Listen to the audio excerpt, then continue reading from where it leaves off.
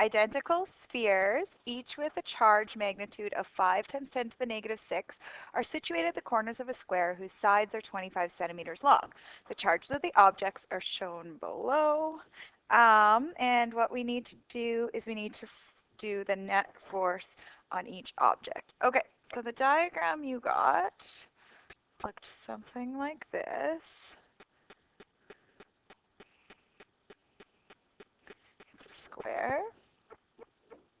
Okay, we have object A, B, C, and D. And the side of each one, of course, is 25 centimeters long. So the formula we're going to use is F equals K Q1 Q2 over distance squared, or R squared. Some people say R squared. Sorry. So that's what we're going to use. We know we're going to have a bunch of different forces. So we want to know on any of the four spheres. So we can pick any of the spheres and the forces are going to be the same because it's a square. So let's pick A. On A, there's going to be a force between A and B. There's going to be a force caused by D and a force caused by C. Now, would you agree that the magnitude of the force on B on A would be the same as D on A? Okay, they're opposite charges. They're going to be attractive forces. So they're going to want, there's going to be a force pulling this guy this way and pulling him this way. Okay, now let's talk about the force from C. The force from C is going to go in this direction. They're both positive. It's going to be a repelling, and it's going to go approximately in that direction. So how I'm going to attempt this is I'm going to find force A caused by B to find the magnitude. I'm going to then know that force, and then I need the force A on C. Okay, so let's do force A and B. So K is Coulomb's constant. It's 9 times 10 to the 9. The unit is Newton meters. Newton meters squared per Coulomb squared. Okay, Q1, Q2. They're both 5 times 10 to the negative 6.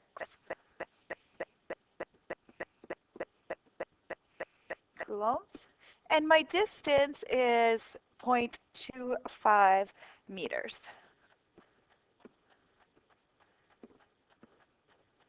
Okay, I'm going to figure this out. I'm going to put it in my calculator.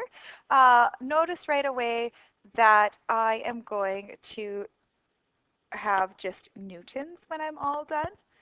Oh, I forgot one more. I have to do both charges, Q1, Q2. So this should be 5 times 10 to the negative 6c. There we go. Now I have c squared. That'll cancel out. Meter squared, cancel out. Just newtons. Okay, so I'll get you to pause. I want you to try your calculator out, see what you get for this value. Okay, hopefully you got 3.6 newtons. Okay, that is going to be the magnitude. The direction I know is going to be this way. The reason I know that is these are opposite charges. It's going to be an attractive force. Okay. I also now know the magnitude in this direction. I know that it's 3.6 newtons as well. I also know FAD. Okay, now I need to figure out FAC, this one right here. Okay, so what is that distance? If this side is 25 and this side is 25, this is a square. How can I find out that side? Well, I am going to use Pythagoras' theorem. Okay, I'm going to know that a squared plus b squared equals c squared.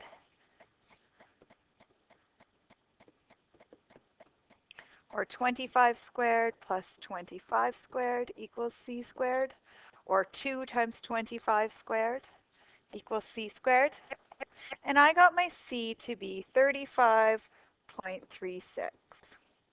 centimeters when I did that calculation. Okay, so now to find FAC, FAC, I'm actually going to do this below. I need more space. FAC, I do my K value, 9 times 10 to the 9, Newton meter squared, coulomb squared. My two charges, 5 times 10 to the negative 6 coulombs, 5 times 10 to the negative 6 coulombs. I'm just following my formula, which was F equals K Q1, Q2 over distance squared. They have R squared in this PowerPoint you just watched. Okay, so I multiply those together, and then I divide by the distance squared, which is 0.3536 all squared. Okay, so again, you should be pressing pause, putting this in your calculator. We're going to double check.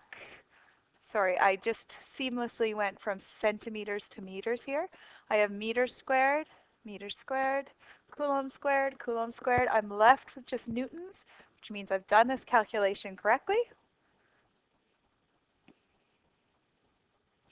Okay, I got 1.8. Okay, so let's look what's happening at this particle right here, this positive A. I have one force this way, which is 3.6. I have one force this way, which is 3.6, and I have another force this way. I know it's exactly at 45 degrees. I know that just because it was a square we were dealing with, and this is 1.8. Okay, in order to add vectors, I need to have everything in their x and y components. So really, I need to know this 1.8, how much of it is in the x direction, how much of it is in the y direction. Okay, so if I have something that's 45 here, and it's 1.8, I want to know how much is in the x, and I want to know how much is in the y to create that vector. Okay, so I'm going to use trig to find my x component. Okay, here I have the adjacent. So the cos of 45 equals adjacent over hypotenuse, 1.8. So I can find that value. Okay, make sure you are not in radians quickly before you do this calculation. So 1.8 cos of 45, and you should get 1.27.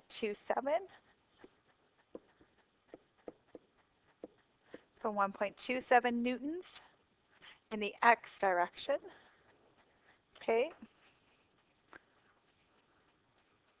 So instead of this 1.8, oops, I indeed do not want to set up OneDrive right now. I really have 1.27 in that direction. Okay, and then how much is my y? Well, to find my y component, here that's opposite, so I'm going to use sine. Sine 45 equals opposite over hypotenuse.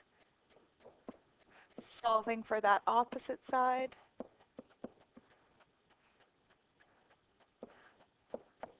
So 1.8 sine 45 in your calculator. I also get 1.27. Okay.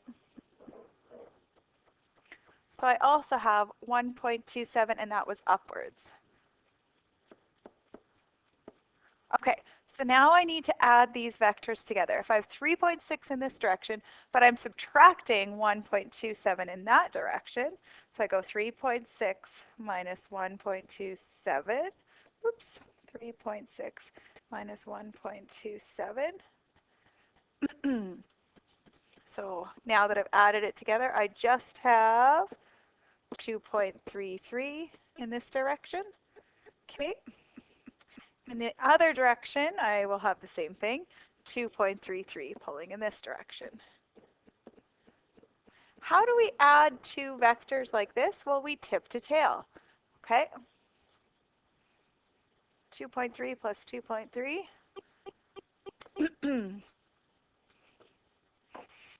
I go 2.3 in this direction, 2.3 in that direction.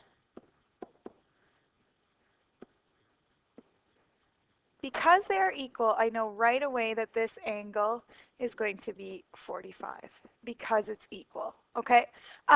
So how do I find that last side? Simple. Pythagoras theorem.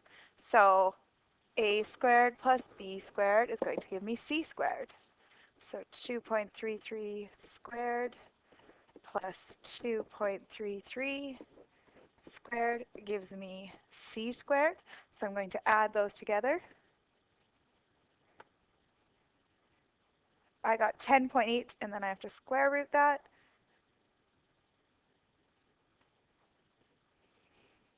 And I got 3.3. So this side is 3.3. We've been dealing with newtons this entire time.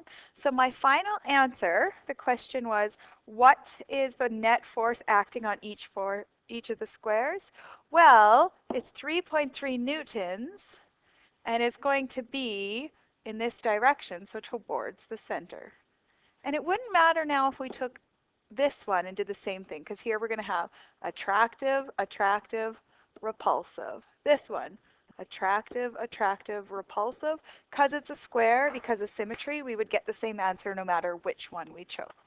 Okay, so lots of steps here, lots of putting things together, Pythagoras's, adding vectors, all of those things that we've learned before, just put all together. So my final answer was 3.3 newtons towards center.